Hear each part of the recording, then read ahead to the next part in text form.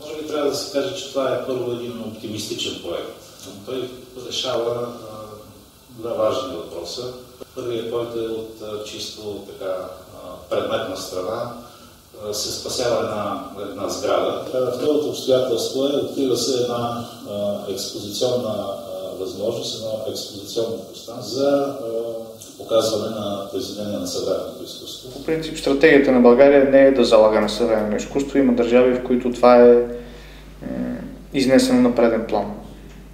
Музей е само една институция, която е с стени и с някакво установено пространство. Но много важни са и тези институции, които са стабилни във времето.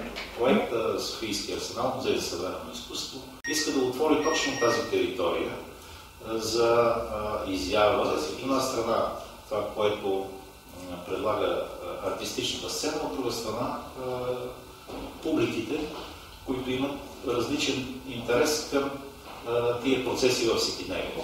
Представете си, всички използваме метъра, но има един метър, който е в сервер, в една специална течност и този метър е еталон за всички метри. В този смисъл, първо създаването на един музей само по себе си на съвременното изкуство би създало от хаоса космос, тук бутредимо стойностите. Той безспорно в началото вероятно няма да бъде най-точният възможен музей, но той с времето ще се намери своята по-точна стойност. Липсва централна политика на тема съвременното изкуство. Абсолютно липсва. Сиреч, само факта, че няма музей, е достатъчно.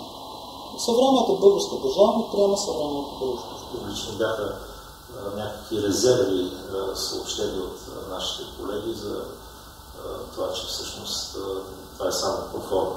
В никакъв случай не е проформа нито програмата, нито процедурата, нито конкурса. Това е една реална възможност за всички.